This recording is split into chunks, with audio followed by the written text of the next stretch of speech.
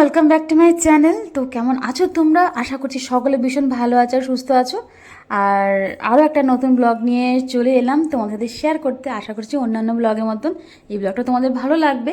আর প্রথম থেকে শেষ পর্যন্ত সঙ্গে থেকেও সেই আশাতেই রইলাম। ভিডিওতে এখন সেভাবে ভিউজ হচ্ছে না, কেননা আমি একটু ব্যস্ততার কারণে কারোর পরিবারে যেতে পারছি না বলে। সেই জন্য আমার পরিবারও অনেকেই আসছে না অবশ্য, কেননা কারোর ভিডিও যদি না দেখি তো তারা আমার ভিডিও দেখছে না। সেই জন্যই কিন্তু আমার ভিডিওর ভিউজ অনেকটাই কমে গেছে এখন। কিন্তু কিছু করার নেই, ব্যস্ততার কারণের জন্য আমি একটুখানি মানে সবার পরিবার যেতে পারছি না। তো যখনই আমি সুযোগ পাবো তখনই অবশ্যই যাব, সবার পাশে আছি এটুকুই বলতে পারি। আর এখানে সকালে রান্না দেখিয়ে নিলে যে এখানে সকালের হচ্ছে ভাত আর লাউয়ের শাকের ঝোল, যেটা দিদি বাড়িতে করে, এটা ভীষণ ভালো লাগে আমার খেতে। আর সঙ্গে আছে আর কি বাটা, সেটা হচ্ছে বেশি করে রসুন আর কালো জিরের বাটা। আর এখানে দেখো গুনগুন ঘুমোচ্ছে। আর সকালে যে চা বানিয়েছিলাম, তো চা টোস্ট নিয়ে বসে পড়লাম। কাজ তো থাকবেই, তার মাঝখানেও কিন্তু একটুখানি চা তো খেতেই হবে সকালে। আমাদের বাড়িতে চা না খেলেও দিদিদের বাড়িতে চাটা একটু খাওয়া হয়। আর তাছাড়া আমাদের শিলিগুড়িতে ঠান্ডা কিন্তু নেই বলতে গেলে, তবে জলপাইগুড়িতে ভালোই ঠান্ডা আছে। তো চাটা খেয়ে এখানে বিছনাটা দেখতেই পাচ্ছো অলগ অলগ হয়ে আছে, বিছনা তোলা হয়নি যেহেতু গুনগুন ঘুমোচ্ছিল বলে। তারপর কিন্তু বিছনাটা তুলে আমি দেখো সুন্দর করে একদম টান টান করে মানে সাজিয়ে নিয়েছি। আর সত্যি বলতে বিছানা যদি টান টান না থাকে না তাহলে কিন্তু ভালো লাগে না। আর যদি বাড়িতে বাচ্চা আছে তো অতটা থাকে না অবশ্য, তবু যতটা চেষ্টা করি একটু গুছিয়ে গুছিয়ে রাখারই। আর এই দেখো এই যে বাটা দিয়ে খেলাম আমি, আর গরম গরম ভাতের সাথে এই বাটাটা তো দারুণ লাগলো খেতে। সেই জন্যই কিন্তু সকালেই প্ল্যান হয়েছে যে সকালেই বাটা খাওয়া হবে, কারণ দুপুরে খেতে খেতে অনেক লেট হয়ে যায় বলে তখন ভাতও ঠান্ডা হয়ে যায়, সেভাবে ইন্টারেস্ট লাগে না খেতে। আর সবসময় গরম ভাতের সাথে কিন্তু খাওয়ার টেস্টে আলাদা, আর এই শীতের মধ্যে তো গরম খাবারই ভালো লাগে। তারপরে নিয়ে এলাম এখানে লাউয়ের ঝোল, যেটা ভীষণই পছন্দ আমার খাবার একটা। আর লাউয়ের ঝোল এভাবে কিন্তু খাবারটাও শরীরের জন্য খুবই ভালো। তো তারপরে খাওয়া দাওয়া হয়ে গেল, দিদি কিছু জামা কাপড় ধুয়েছিল মেশিনে, তো সেগুলো বের করে দিল, তো সেগুলো এখন আমি যাচ্ছি ছাদে মেলতে। আর এখানে কিন্তু আমি ভয়েস ওভারে দিচ্ছিলাম, কিন্তু যখন এডিট করতে বসি তখন দেখি দূর থেকে একটা গানের মানে কোনো রকম সাউন্ড আসছিল। সেই জন্য ওই ভয়েসটাকে আমাকে মিউট করে এক্সট্রা করে এখানে আমাকে আমার ভয়েস দিতে হচ্ছে। আর এখন তো শীতের রোদ জানোই দারুণ লাগে, মানে এখানে কিন্তু ঠান্ডাটা যেহেতু বেশি সেই জন্য কিন্তু এই রোদটাও বেশ ভালো লাগছে। তবে আমাদের শিলিগুড়িতে এখনও পর্যন্ত সেভাবে ঠান্ডাটা পড়েনি। বাইরে গেলে ঠান্ডাটা একটু লাগে তাও, কিন্তু ঘরে কিন্তু ভালোই গরম। আর আমাদের ঘরটাতে এমনিতে এত রোদ ঢোকে যে রাত করেও মানে গরম হয়ে থাকে, মানে হালকা যদি ফ্যানও চালাই তাও মনে ভালো লাগবে।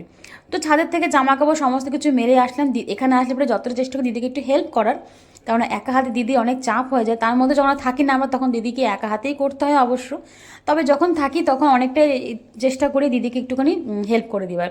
তো এখানে জামা কাপড় মেলে দিলাম। এখানে দেখো আমি শাকটাগুলোতে বাছাই ছিল আগের থেকে, তো এগুলো ধুয়ে টুয়ে দিচ্ছি, তারপর শাকটা আমি কেটেও দেবো। আর এখানে দিদি এখন শাক রান্না করবে দেখে বেশি করে রসুন আর কালো জিরে লঙ্কা ভাজা করছে। আর লাল শাকও কিন্তু আমরা রসুনটা ভালো লাগে খেতে, খাই। আর সামান্য চিনিও দিই, তবে অনেকে অবশ্য লাল শাক বলো যে কোনো শাকে চিনিটা দেয় না, কিন্তু শাকের মধ্যে দেখবে সামান্য চিনি দিলে পরে না খেতে কিন্তু ভালো লাগে। তো যারা খাও না, যারা লবণ দিয়েই খাও, তারা একবার অন্তত সামান্য চিনি ছিটিয়ে দেখো, শাকে কিন্তু টেস্টটা কিন্তু বেশ ভালোই থাকে। আর এখানে হবে মাছের মাথা দিয়ে বাঁধাকপি। তো এখনও মাছের মাথাটা দেওয়া হয়নি, ভাজা করে রাখা হয়ে গেছে। আর এখন এই শীতের মধ্যে না বাঁধাকপি ফুলকপি এগুলো কিন্তু খেতে ভালোই লাগে, খারাপ লাগে না। তবে হ্যাঁ, যেহেতু অনেকের গ্যাসের সম্ভাবনা থাকে সেই জন্য কিন্তু এগুলো কমই খাওয়া হয়। আর আমার বাঁধাকপিটা মাথা ছাড়া ভালো লাগে না, মানে সিম্পল বাঁধাকপি থেকে আমার মাছের মাথা দিয়ে বাঁধাকপিটাই বেশি ভালো লাগে। আর এখানে দেখো বলতে বলতে মাছের মাথা দেওয়া হয়ে গেছে, আর শাকও কিন্তু বসানোও হয়ে গেছে। আর শাকও তো বেশি সময় লাগে না, এমনিতেই শাকটাকে ভালো করে কুচি কুচি করে কেটেছি একদম।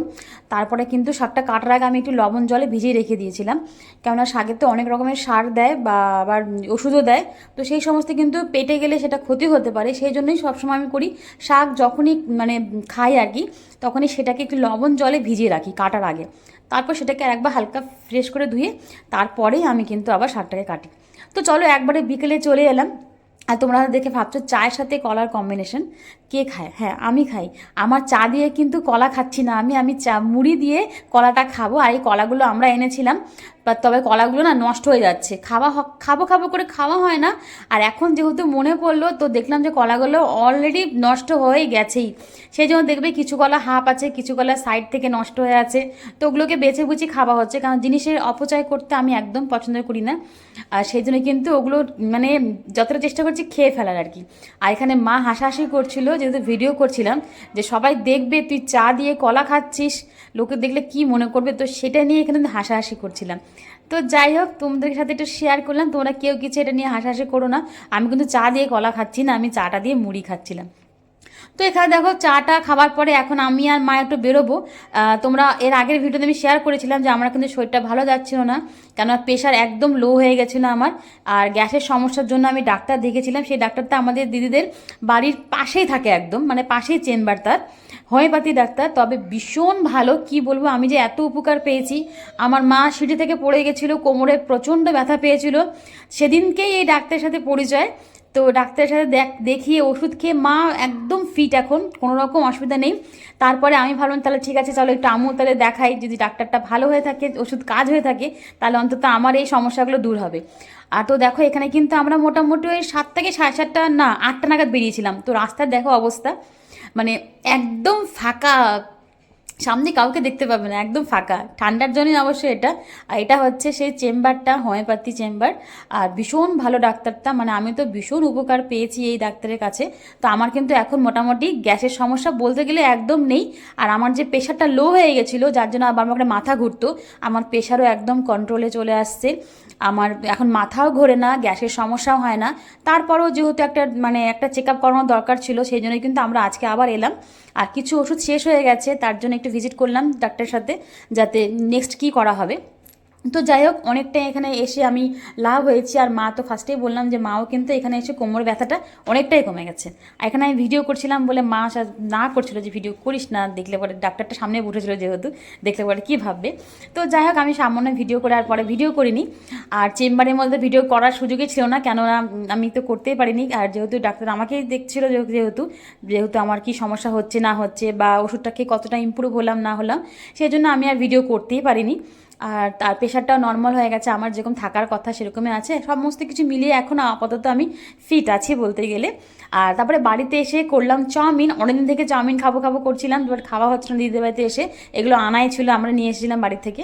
তো তারপরে দেখো এখানে চাউমিনগুলো আজকে ফাইনালি বানানোই হলো, মানে যেদিনকে দেখছে ভিডিও সেদিনকে বানানো হয়েছে। আর গুনগুন এখানে এরপর নিয়ে বসেছে মুড়ি, ও তো মুড়ি খেতে বেশি ভালোবাসে। আর অল্প করে চাউমিন দিয়েছি, আর চাউমিনের মধ্যে অল্প ভাজা বাদাম ছড়িয়ে দিয়েছি, তাতে খেতে না বেশ ভালো লাগে। তো যাই হোক, প্রথমে আমি নিয়ে ভুলে গেছিলাম, পরে দিদি মনে করলো, দেখে একটু দেখো দিদি ওপর থেকে ছড়িয়ে দিল। আর চাউমিনটা না হালকার মধ্যে করেছিলাম, বেশি মশলা দিইনি, খুব সুন্দর হয়েছিল খেতে। জাস্ট সিম্পল একটু ক্যাপসিকাম দিয়েছিলাম, গাজর দিয়েছিলাম, ব্যাস। আর ওপর থেকে একটু স্যালাড হিসাবে শসা আর পেঁয়াজ নিয়েছিলাম। আর একজন দেখো এখানে বাদামটাকে ও ভাত দিয়েও খেতে পারবে, তবে না, ও বাদামটাকে তুলে আবারও চামচের মধ্যে রেখে তারপরেই খাচ্ছে। মানে এইটাই হচ্ছে বাচ্চা, এটাকেই বলে বাচ্চা সত্যি বলতে গেলে। মানে এখনও বাচ্চা, মানে বোঝা যায় যে বাচ্চার বুদ্ধিটা বাচ্চাই আছে, যতই পাকা পাকা ভাব করুক না কেন, বাচ্চা তো বাচ্চাই থাকে না। ও কিন্তু হাত দিয়েও খেতে পারতো, তা না করে ও চামচের মধ্যে রেখে আবার চামচটা দিয়েই খেলো। তো যাই হোক, এখানে দেখো আমি ওর খেতে বসে গেলাম। আর এটাই কিন্তু ছিল আমাদের রাতের ডিনার, কেন আমরা ডাক্তার দেখে আস্তে আস্তে অনেকটা রাত হয়ে গেছিলো। তারপরে এটা খাওয়ার পরে আর কোনো কিছুই খাইনি, এটাই ছিল আমাদের ডিনারেই ছিল চাউমিন। তো যাই হোক, ব্লগ ভিডিওটা আজকে এখানে রাখলাম, কেমন লাগলো অবশ্যই জানিও। সবাই ভালো থেকো, সুস্থ থেকো, নতুন কোনো ব্লগ ভিডিও নিয়ে তোমাদের সাথে আবারও দেখা হবে। আর হ্যাঁ, যে সকল বন্ধুরা এখনও পর্যন্ত সঙ্গে আছো তাদেরকে অনেক অনেক ভালোবাসা এবার পাশে থাকার জন্য। আর যারা এখনও পর্যন্ত চ্যানেলটাকে সাবস্ক্রাইব করোনি তাদেরকে বলবো প্লিজ চ্যানেলটাকে সাবস্ক্রাইব করে পাশে থেকো, আর বেল আইকনটাকে অল করে রাখো, তাহলে যখনই আমি ভিডিও পোস্ট করব তোমাদের কাছে নোটিফিকেশান পৌঁছে যাবে। তো চলো, tata, bye bye, good night.